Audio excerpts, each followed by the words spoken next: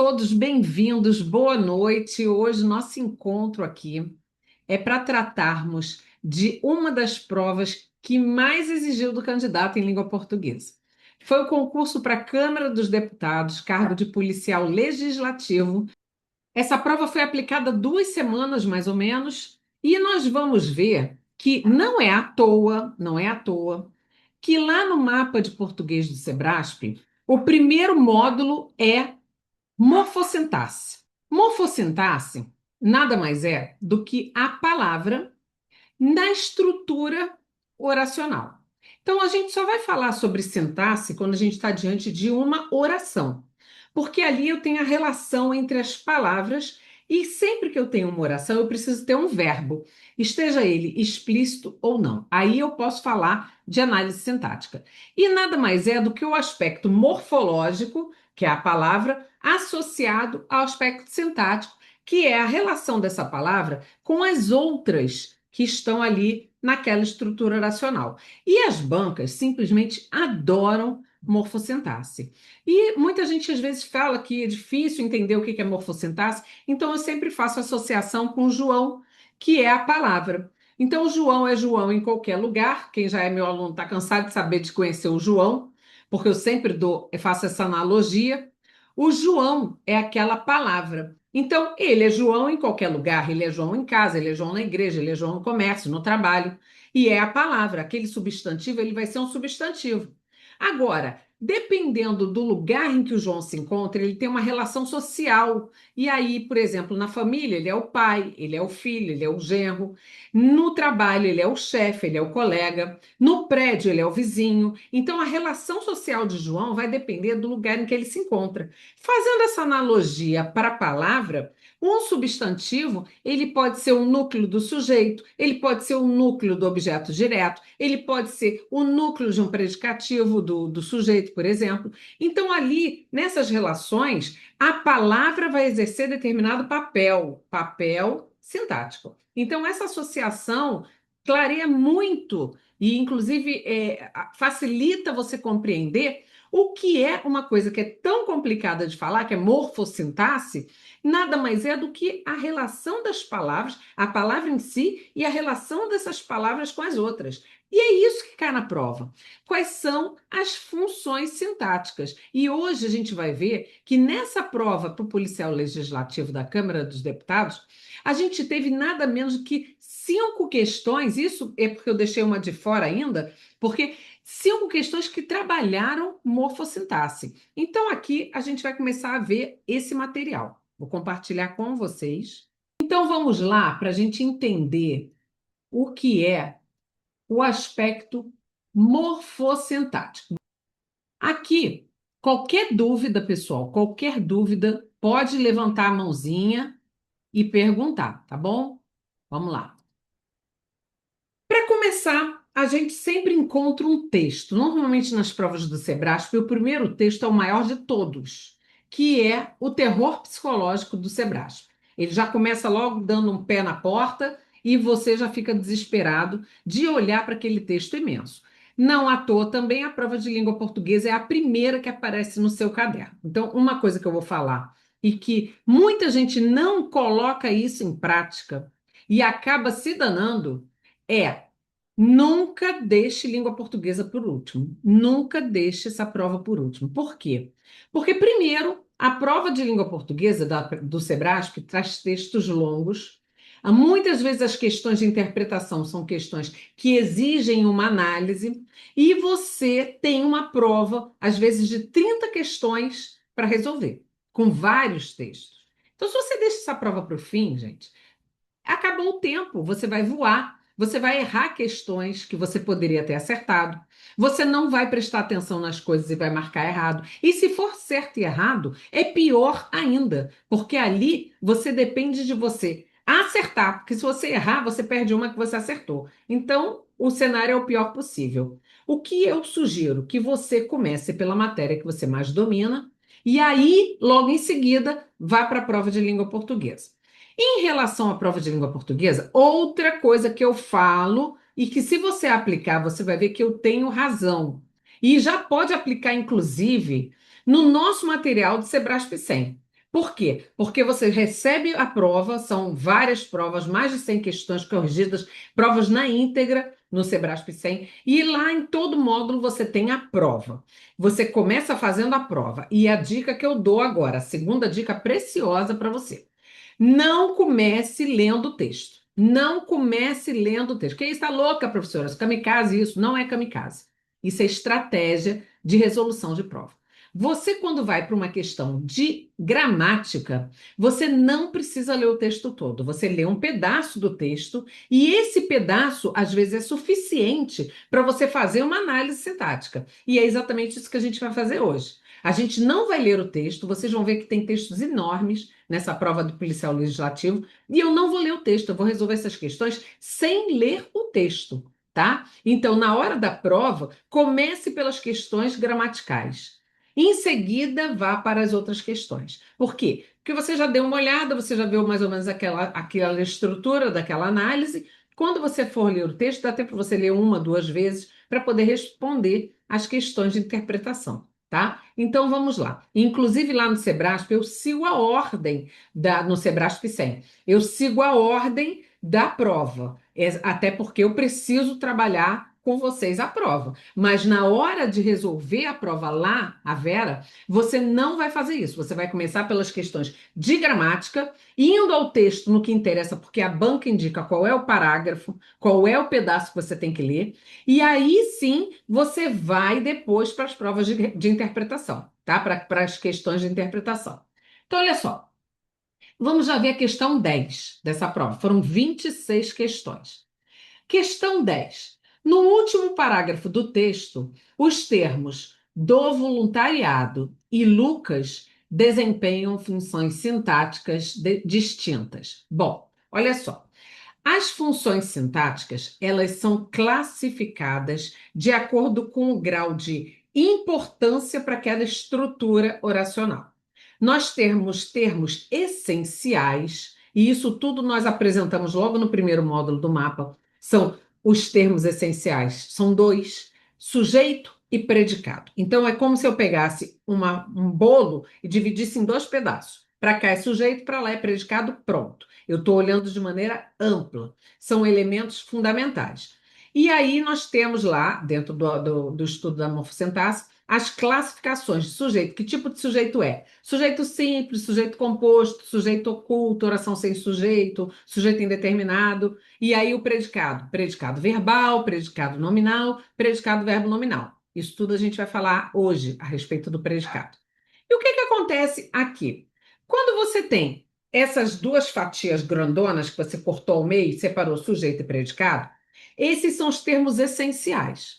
Aí eu passo para os termos integrantes. O que é termo integrante? É aquele que precisa existir para trazer significado para aquela estrutura. Então, quais são os termos integrantes? São os complementos verbais, ou seja, objeto direto, objeto indireto, predicativo do objeto. Os termos, por exemplo, o complemento nominal também é um termo integrante. Então, você tem os termos integrantes. E aí, depois, nós temos os termos acessórios. O que que é acessório? É aquilo que não faz falta. Você pode tirar, não, claro que semanticamente, em relação ao sentido, aquilo vai, a retirada daquilo vai prejudicar o sentido de uma forma ampla, mas eles não são nem essenciais nem integrantes. Então, os termos acessórios são aqueles que trazem uma informação a mais, que enriquecem o conhecimento, né? Enriquecem a comunicação.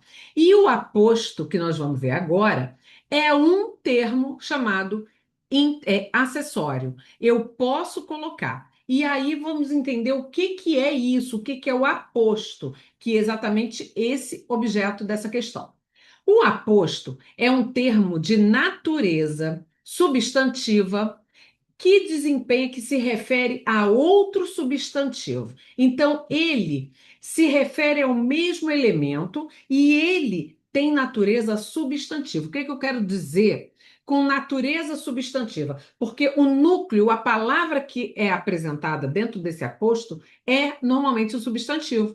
Então, aqui é um substantivo que se refere a outro substantivo e esses dois elementos, eles têm a mesma natureza, eles se referem ao mesmo elemento. Então, quando eu falo Maria, vírgula, irmã de Paulo, vírgula.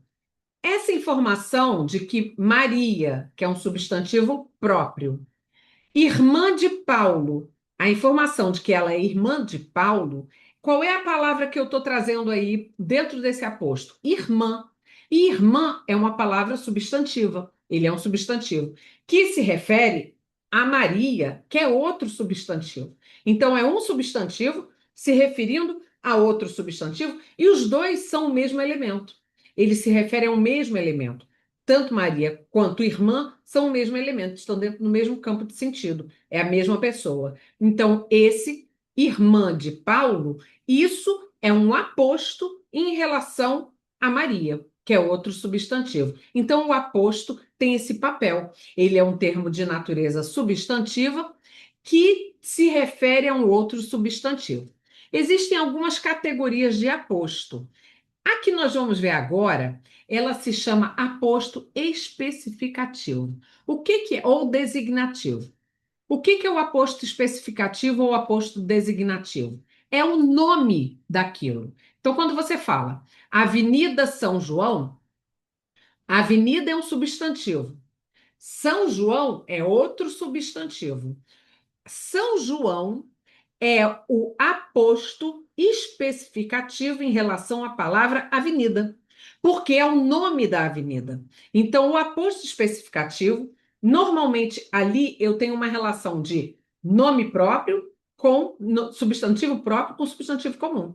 Então, quando dá o nome de alguma coisa, eu tenho aí um valor substantivo. Então, aqui, quando ele falou que os termos lei do voluntariado, que está lá no texto, com lei Lucas, Lucas e do voluntariado, são os nomes das leis. Então, por serem os nomes das leis, essa função sintática desse termo, que acompanha a palavra lei, é aposto. Então, os dois têm a mesma função sintática. Lá no enunciado, ele fala, no último parágrafo do texto, os termos do voluntariado e Lucas desempenham funções sintáticas distintas. Não são funções sintáticas distintas, são a mesma função sintática. Então, aqui o gabarito é errado, porque eu estou diante da mesma função sintática. Gente, se vocês forem fazer uma pesquisa, inclusive, se você for lá no meu YouTube, no canal do YouTube, primeiro se inscreva, depois ative o sininho para receber as notificações e vai lá na lista de vídeos. Vocês vão ver que recentemente, num dos encontros, a gente resolveu uma prova e essa prova caiu exatamente isso, já caiu na prova da Câmara dos Deputados. Então, já caiu naquela prova de analista da Câmara dos Deputados, está caindo agora e vai cair outras vezes. Então, você precisa dominar o conceito de aposto e identificar, ok? Então, aqui não é a mesma, é a mesma função sintática, então o item está errado, porque ele falava que as funções sintáticas eram distintas, tá bom? Olha o tamanho desse texto. Eu tive que recortar. Muito grande, muito, era metade, aquela coluna inteira da esquerda da prova. E aí, vamos para a questão 19, que também trabalhou aspectos de morfossintaxe, análise sintática. No segmento, quando se perguntou a estudantes de séries iniciais em Chicago o que eles mais temiam, o último parágrafo, o emprego do vocábulo ser indica que o sujeito da primeira oração é indeterminado. Eu estou diante de uma construção de sujeito indeterminado? Bom, o que que é um sujeito indeterminado? E quando nós estudamos morfossintaxe, quando nós vimos os termos essenciais da oração, primeira análise que nós fazemos é da classificação do sujeito. Então, existe sujeito simples, que é aquele que apresenta apenas um núcleo, uma palavra central, ela é só uma, por isso que o nome é sujeito simples. Existe o sujeito composto, quando eu tenho mais de um núcleo, então tenho mais de um núcleo naquilo, é um sujeito composto. E o sujeito indeterminado é aquele sujeito em que alguém praticou aquela ação verbal, mas eu não sei dizer quem foi, ou não quero dizer quem foi. Então, existem duas maneiras de construir sujeito indeterminado. A primeira Eu jogo o verbo para a terceira pessoa do plural. Bateram no seu carro, perguntaram por você, falaram mal de você lá na reunião. Eu estou dizendo quem praticou essa ação verbal? Não. Eu estou dizendo que a ação verbal foi praticada por um sujeito que é indeterminado. Eu não vou dizer quem foi, ou porque eu não sei, ou porque eu não quero, ou porque está falando de maneira genérica. O que prevalece aí é a ação de falarem mal de você, de baterem no seu carro. O sujeito em si não tem tanta importância. Por isso que o sujeito é indeterminado. E aí existem duas maneiras de construção de sujeito indeterminado. A primeira é jogando para a terceira pessoa do plural, bateram, falaram. A outra maneira é jogando para a terceira do singular, mas usando o pronome se. E aí que vem a malandragem da banca. Ele viu um pronome se ali e está querendo que você caia nesse conto de que isso é um sujeito indeterminado. Mas presta atenção. Para ser sujeito indeterminado, com a palavra se, essa palavra se, inclusive, se chama índice ou partícula de indeterminação do sujeito, índice ou partícula de indeterminação do sujeito. Esse pronome ser, junto desse verbo, necessariamente esse verbo, né, em regra, precisa não ter objeto direto. Ele não pode ter objeto direto. E eu vou explicar por quê. Olha só, ele precisa ser intransitivo. Então, exemplo, um verbo intransitivo. Vive-se muito bem nessa cidade. Vive-se. Vive-se, o ato de viver. O ato de viver, eu vivo, então é um verbo intransitivo, não tem complemento. Quando eu coloco vive-se bem, eu estou usando um sujeito indeterminado. Não sou eu nem você. Qualquer pessoa. O que prevalece aí não é a pessoa que está vivendo, é o ato de viver. Então, vive-se bem nessa cidade. Então, um verbo intransitivo com pronome ser, construção de sujeito indeterminado. Segundo caso, verbos transitivos indiretos. Que é um verbo transitivo indireto? É aquele verbo que precisa de uma preposição. Quem precisa, precisa de alguma coisa. Então, precisa-se de vendedores? Eu tenho aí, olhe para o verbo. O verbo é transitivo indireto. Quem precisa, precisa de alguma coisa. Quando eu coloco o pronome ser junto desse verbo transitivo indireto, eu estou formando sujeito indeterminado. Não é sou eu, não é o cara, precisa-se de alguém. Terceiro caso é quando eu tenho um verbo de ligação. Aqui se é feliz. Então, aqui é feliz. O ser feliz, eu tenho aí um verbo de ligação. E eu não estou dizendo que sou eu que sou feliz ou você que é feliz. Aqui se é feliz. Todo mundo, qualquer pessoa. Então, eu estou usando de maneira genérica. Por isso que o sujeito é chamado de sujeito indeterminado. Aí vamos ver, será que esse sujeito realmente é indeterminado? Vamos analisar. Bom, quando se perguntou a estudantes de séries iniciais em Chicago o que eles mais temiam, vamos lá. Primeira coisa que você vai fazer é olhar para o verbo. Qual é o verbo que está junto, que está acompanhando o pronome? Aliás, que o pronome está acompanhando, né? Qual é o verbo? É o verbo perguntar. O verbo perguntar, nessa construção, e eu só vou falar de transitividade verbal na construção, esse verbo perguntar, ele é transitivo direto e indireto, porque quem pergunta, pergunta alguma coisa a alguém. Então, ele perguntou a quem? Aos estudantes, de séries iniciais em Chicago, a essas pessoas. Ele perguntou a essas pessoas. Agora, o que ele perguntou a essas pessoas? Ele perguntou o que eles mais temiam. Aí eu tenho um objeto direto que está representado pelo pronome o. Esse pronome é um pronome demonstrativo, equivalente à palavra aquilo. Então, eu posso trocar pela palavra aquilo. Quando se perguntou a estudantes aquilo que eles mais temiam, o que eles mais temiam, esse o é um pronome demonstrativo. Ele é o objeto direto. O é o objeto direto. Esse pronome demonstrativo, está acompanhado de uma oração. Aquilo que eles mais temiam. Então, a oração que acompanha o pronome demonstrativo. Mas é o pronome demonstrativo que exerce a função sintática de objeto direto. Então, eu tenho um objeto direto e tenho um objeto indireto. Então, esse verbo, ele é um verbo transitivo direto e indireto. Pronto. Sempre que o pronome ser estiver junto de um verbo transitivo direto ou transitivo direto e indireto, eu tenho que analisar três fatores. Primeiro, a transitividade do verbo. É verbo transitivo direto ou direto e indireto. Segundo, eu tenho esse pronome ser junto desse verbo. E aí vem o terceiro item importante. Eu tenho uma ideia passiva? Alguma coisa é perguntada? Sim, alguma coisa foi perguntada. Então, pronto. Eu concluindo esses três passos, é um verbo que tem objeto direto. Então, é um verbo transitivo direto ou direto e indireto. Acompanhado do pronome ser com ideia passiva, pronto. Eu estou diante de uma voz passiva sintética. E o que é a voz passiva, gente? É quando o sujeito sofre a ação verbal. Então, quem pratica a ação verbal numa voz passiva é o agente da passiva. É um termo também que faz parte dessa estrutura. Aqui, ele não tem um agente da passiva. Por quê? Porque eu estou diante da voz passiva sintética. A voz passiva sintética é aquela construção em que o sujeito sofre a ação e eu não estou dizendo quem foi que praticou.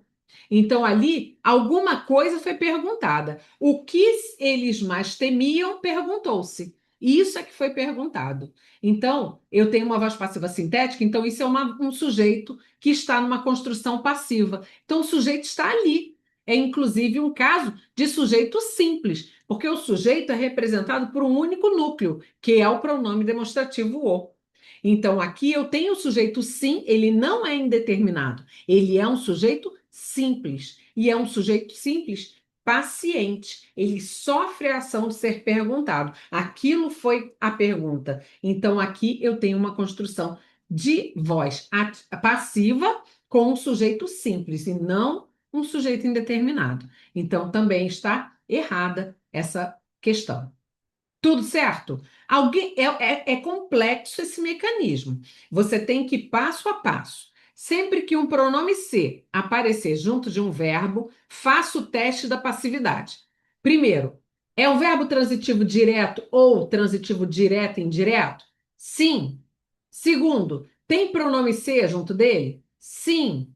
Tem uma ideia passiva? Sim. Eu tenho uma construção de voz passiva sintética e aí o sujeito sofre a ação verbal. O verbo tem que realizar concordância com esse sujeito paciente, que no caso é o pronome o. Por isso que ele está no singular. Se perguntou o.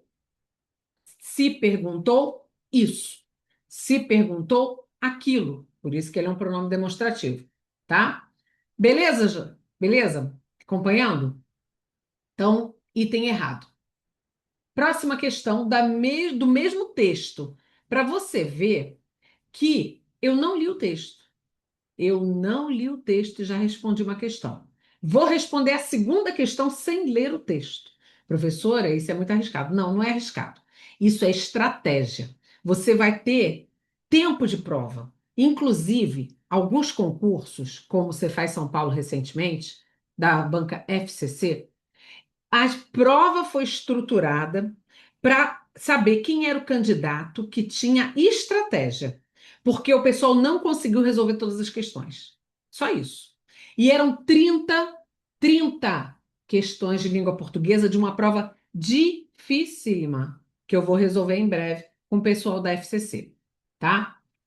Segundo ponto que a gente vai tratar agora é um ponto que eu posso dizer para você que existe uma chance imensa, imensa disso cair na sua prova.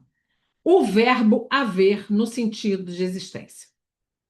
Verbo haver no sentido de existência é figurinha repetida, agora que a gente está em época de Copa do Mundo e álbum de figurinha repetida nas provas do Sebrasp. É o verbo haver no sentido de existência. E ele vai explorar aspecto de concordância, que também é estudado no mapa de português. Nós temos um módulo só de concordância e uma parte só que a gente fala do verbo haver. As várias possibilidades que já caíram em prova de concordância com o verbo haver. E isso daqui cai na prova. Então, olha só. No segmento, há pessoas que realmente desmaiam ao ver sangue, terceiro parágrafo, a oração há pessoas poderia ser reescrita como existem pessoas, sem prejuízo dos sentidos e da correção gramatical do texto. Entretanto, opa, as relações sintáticas estabelecidas na oração seriam alteradas, pois o termo pessoas deixaria de exercer a função de complemento verbal e passaria a funcionar como sujeito da oração. Gente, olha só, se a questão parasse, é que normalmente acontece nas provas do Sebrasp, parou só na possibilidade. Posso trocar o há pessoas por existem pessoas? A maioria das questões de verbo haver é nesse ponto. Só que agora, olha como essa prova foi. Ele não se limitou a falar do aspecto de concordância, porque ele trocou o a, que é uma forma no singular, pelo existem. Ele está falando aqui de concordância, que é o que eu bato, por isso que o verbo haver está dentro da nossa aula de concordância. Mas ele foi além. Ele foi na análise sintática. Ele falou o seguinte, ó, eu troco o a pessoas por existir pessoas. Agora acontece que as relações sintáticas vão se alterar aí. A palavra pessoas, que antes era um complemento verbal, agora é o sujeito. Tá certo isso? Vamos ver. Para começar, olha lá, no texto estava lá, há pessoas que realmente desmaiam. E aí eu vou analisar o seguinte: o verbo haver, indicando existência, ele é um verbo impessoal. O que significa isso? Lá, quando a gente estuda as classificações do sujeito, lá no começo do nosso estudo no mapa, que é morfossintaxe, eu falo das orações sem sujeito. Orações sem sujeito. Professora, dá para você explicar melhor? Porque se você falou que o sujeito é um termo essencial, agora você está falando que existe oração sem sujeito? Exatamente isso. Existem construções que não apresentam um sujeito, apesar dele ser um termo essencial, tá? Coisas lá das estruturas. E aí, eu não tenho sujeito aí, simplesmente isso. Existem casos em que não existe sujeito.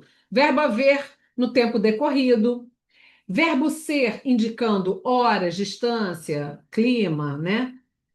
Verbo haver no sentido de existência. Existem construções, verbos que indicam fenômenos da natureza. Chove lá fora. Eu não estou falando que a chuva cai, eu estou falando que chove. O verbo que indica fenômeno da natureza em sentido literal é uma oração sem sujeito, não tem sujeito. Ele é um verbo, já começa no predicado. Então, aqui eu tenho realmente um verbo que não tem sujeito. Se não tem sujeito, se é um verbo impessoal, qual é o papel da palavra pessoas? O papel é de complemento do verbo haver. Então, tem preposição no meio deles? Não. Então, qual é a função sintática? Objeto direto. Então, pessoas, na relação sintática com o verbo haver, é complemento do verbo. Então tá certa a primeira parte. Ele falou que era complemento, o termo pessoas, deixa de exercer a função de complemento verbal. Até aí, vamos lá. Aí vamos olhar para o verbo existir, porque está dentro do mesmo campo de sentido. Haver e existir, nesse sentido de existência, mesmo campo de sentido, mas relações sintáticas completamente diferentes, porque o verbo haver não tem sujeito. Se não tem sujeito, quem aparece ali é complemento do verbo haver, é transitivo direto esse verbo. E aí, quando eu estou diante do verbo existir, agora mudou, porque o verbo existir é um verbo pessoal. Ele tem sujeito e ele tem que se flexionar de acordo com o sujeito. Então, aquela palavra que antes, com o verbo haver, exercia a função sintática de objeto direto, agora vai exercer a função sintática de sujeito. E o verbo existir vai ter que realizar a concordância. Então, há pessoas no singular, porque não tem sujeito, então fica na terceira do singular. Quando troca de verbo, existem pessoas. E agora, pessoas passou a ser o sujeito da construção. Então, quando ele fala passaria a funcionar como sujeito da oração, está certo. Então, esse item está certíssimo, tá? Análise sintática dentro de uma questão que seria tipicamente de concordância. Foi essa a novidade da banca nessa prova. Tudo certo, pessoal? Acompanhando? Beleza? Então vamos continuar. Próxima questão de prova. Questão 23. O termo aterrorizados em chimpanzés nascidos em cativeiro gritam aterrorizados no primeiro parágrafo exerce a mesma função sintática que o termo óbvia em a linha comum é óbvia. Olha só. Cuidado, porque às vezes uma palavra como um adjetivo pode parecer que ali é adjetivo e está usando o papel adverbial. É a tal da cerveja. A cerveja que desce redondo. O que acontece? A cerveja que desce redondo, se você olhar para a palavra redondo, ela é um adjetivo, porque é a forma de alguma coisa. Só que eu estou falando que a cerveja é na forma redonda, ela é redonda, ou eu estou falando numa linguagem, uma linguagem conotativa, uma linguagem figurada, que é a maneira como a cerveja desce. Ela desce deslizando, ela desce suave, ela desce redondo. Olha aí, suave, redondo são adjetivos. Só que nessa construção, elas têm valor adverbial. Então, cuidado quando você encontra um adjetivo para você não para você fazer a análise correta.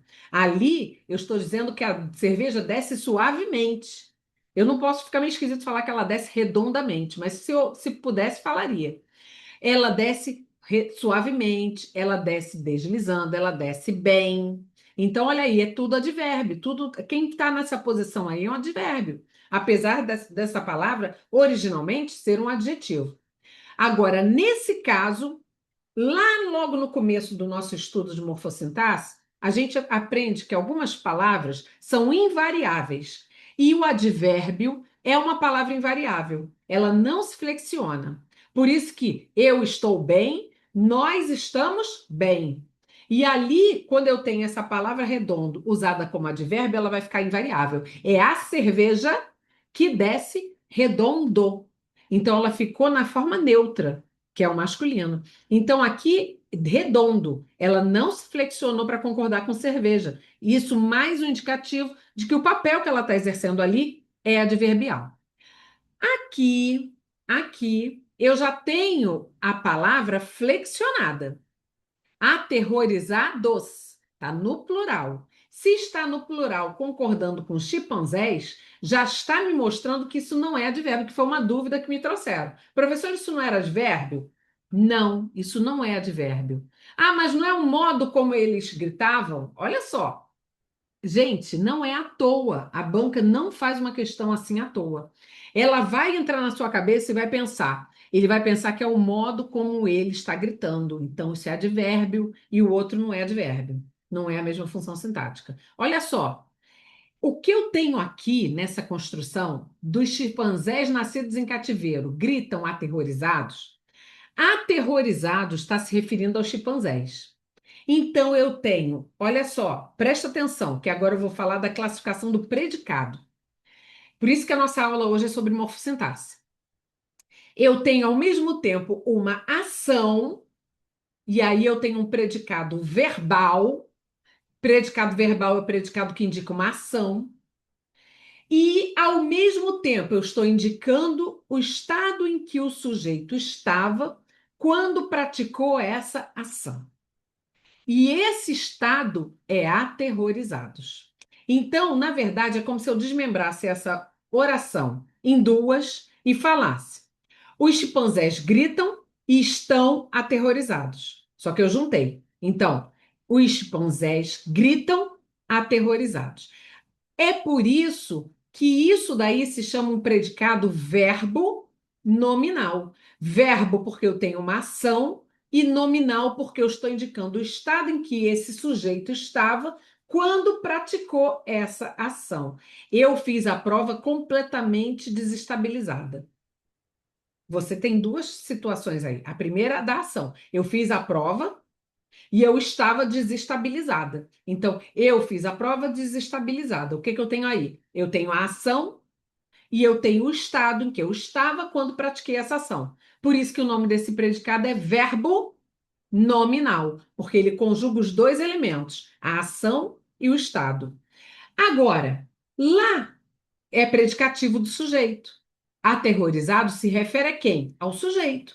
O sujeito é chimpanzés, são eles que gritam. Então, os chimpanzés é o sujeito dessa construção. E aterrorizados é o predicativo do sujeito. E aí vem o conceito de predicativo do sujeito. É o termo que, mesmo distante, se refere ao sujeito. Então, aqui, olha só. Comparando agora, sabendo que aterrorizados é o predicativo do sujeito, num predicado verbo nominal, eu vou olhar agora para a linha comum e óbvia. E aí fica mais fácil para você, porque você está acostumado a ver o predicado nominal clássico, sujeito, verbo de ligação e predicativo do sujeito. Então, óbvia é a linha. Então, óbvia é um adjetivo na função de predicativo do sujeito que se refere ao sujeito, linha. Então, os dois são predicativos do sujeito. Só que o primeiro está num predicado verbo nominal, associando as duas ideias de ação e de estado, e o segundo está num predicado nominal.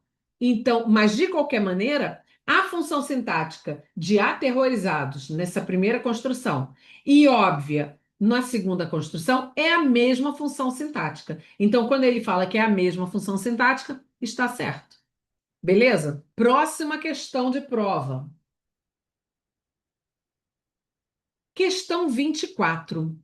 No texto, tanto a expressão presumivelmente uma reação que minimizaria uma perda adicional de sangue, final do terceiro parágrafo, quanto a expressão perigos improváveis naquela cidade, final do último parágrafo, exercem a função sintática de aposto.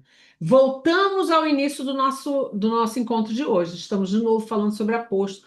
Duas questões de aposto na mesma prova. E aí você vê o que a banca está querendo. A banca está querendo que você saiba análise sintática.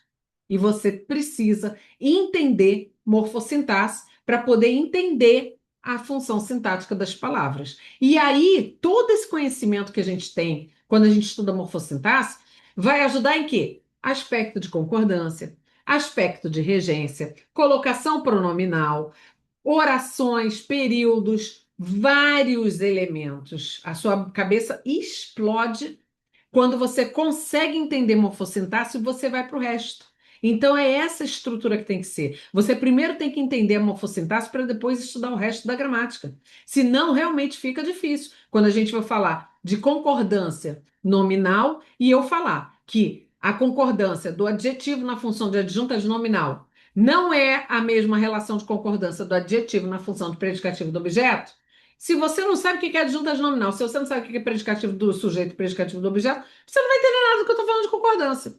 Então é por isso que lá no nosso material, assim que você entra no curso, você já tem logo um módulo inteiro só sobre aspecto morfossintático, tá? Então vamos lá, ele está falando que isso daí é aposto. Então vamos ver se é aposto mesmo. Lembrando mais uma vez e fechando o início lá do nosso estudo. Aposto é um termo de natureza substantiva que se refere a outro substantivo e os dois se referem ao mesmo elemento. Isso é importantíssimo você entender. É um termo de natureza substantiva que se refere a outro substantivo, tá? E eles dois são o mesmo elemento. Vamos lá. Ele falou que presumivelmente uma reação que minimizaria uma perda adicional de sangue. Isso seria um aposto. Olha só, vamos ler essa passagem aqui no finzinho. Há pessoas que realmente desmaiam ao ver sangue, pois sua pressão sanguínea cai.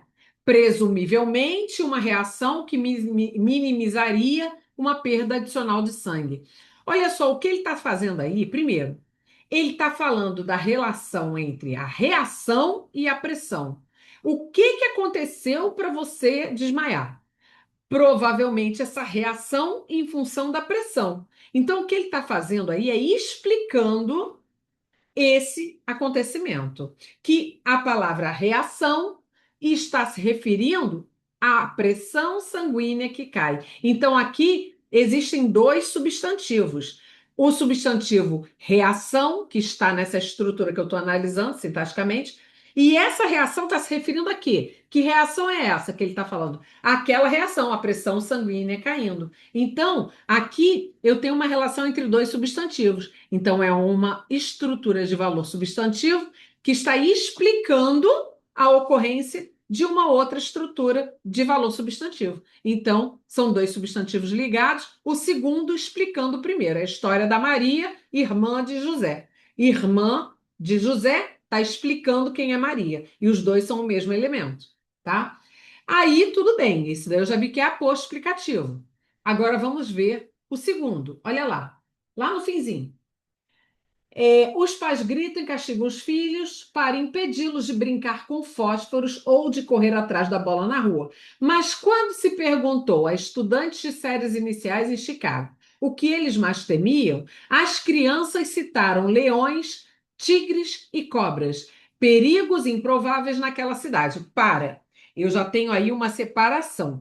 O aposto explica, todos os apostos, eles vêm isolados por algum sinal de pontuação, exceto o primeiro que nós vimos hoje, o aposto especificativo ou designativo, o nome da rua, o nome do clima, o nome do mês, o nome de alguma coisa, o nome do presidente. Isso daí é aposto especificativo, não tem separação por pontuação nenhuma. Todos os outros têm. E aqui lá atrás, no primeiro elemento, eu tenho a vírgula e no segundo eu tenho um travessão. Essa estrutura, perigos improváveis. Quais são os perigos? Substantivo perigos está se referindo a outros substantivos. Leões, tigres e cobras. Eles é que são os perigos que seriam improváveis na cidade. Então, mais uma vez, é um substantivo, um termo de natureza substantiva, que está se referindo a outros substantivos. E os dois são o mesmo elemento. Leões, tigres e cobras é que são o perigo. Então, aqui também é um aposto explicativo, e por isso, quando ele fala que os dois exercem a função sintática de aposto, isso está certo. Então, esse item está certo, e com isso, a gente tem mais uma questão que a gente viu que nessa prova nós temos várias questões que abordaram estudo de morfossintaxe, que é um ponto principal no estudo da língua portuguesa. Então, eu venho aqui falar para vocês o seguinte: temos dois produtos que trabalham com Sebrasp. Muitos de vocês aqui já são meus alunos, conhecem o material, mas outros não são. E isso daqui vai se espalhar. Por quê? São materiais que têm uma qualidade ímpar. O Sebrasp 100 está sendo lançado agora. O que é o Sebrasp 100? São várias provas na íntegra de banca Sebrasp corrigidas, com questões de interpretação, questões de referência, todos os assuntos que caíram, a gente analisa.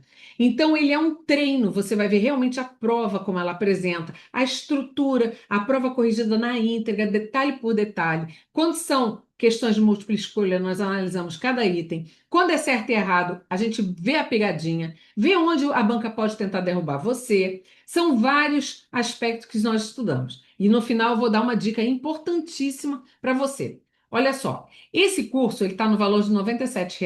Se você pagar no Pix, você ainda tem um desconto e você pode parcelar até 3 vezes no cartão de crédito. Esse material, gente, ele tá o preço não condiz com o valor que ele tem. Ele é muito bom. Mais de 100 questões resolvidas. Estratégia na solução, toda otimização de tempo de prova, você aprende tudo isso. É associado ao mapa de português do Sebrasp. Esse curso que eu falei o tempo todo hoje, ele é um curso que aprende a teoria aplicada às provas da banca. Então, você tem 7 módulos principais em que nós estudamos aspectos mais recorrentes nas provas do Sebrasp. Nós começamos com morfossintaxe, como eu falei. A gente vê concordância, crase, regência, pronome, conjunção e períodos, pontuação. São muitos aspectos. E tudo a teoria aplicada, ou seja, você não só revê e aprende a teoria, como você vê como ela cai na prova do Sebrasp. Então, são 7 módulos, mais de 120 questões. Então, se você juntar o mapa do Sebrasp com o Sebrasp 100, você tem um combo de preparação maravilhoso para você atuar. E isso tudo, o mapa, ele custa R$ 197 se você pagar no Pix, você tem um desconto e pode ser parcelado também em 3 vezes. Aí vem o pulo do gato que eu vou dar para vocês que ainda não tem esse produto, nenhum dos dois. A gente está fazendo uma ação dentro, quem comprar o mapa tem lá dentro do ato de compra, você tem um link com desconto para o Sebrasp 100 e vice-versa. Então, se você ainda não teve a oportunidade de participar desses cursos, você tem que aproveitar agora, enquanto a gente ainda está praticando esses valores, porque realmente é um diferencial. Nós temos encontros, você tem o chat para tirar as dúvidas, você tem o grupo do WhatsApp para mandar o que você tiver com dúvida, você tem acesso à plataforma, tá? E isso tudo é uma preparação completa para o Sebrasp e para a prova do Sebrasp que você está querendo prestar. Então, eu já convido vocês a conhecer, pode ir lá, olha lá o material, vem conhecer, tem outros vídeos também no YouTube em que eu apresento aspectos das provas, então vale muito a pena, tá?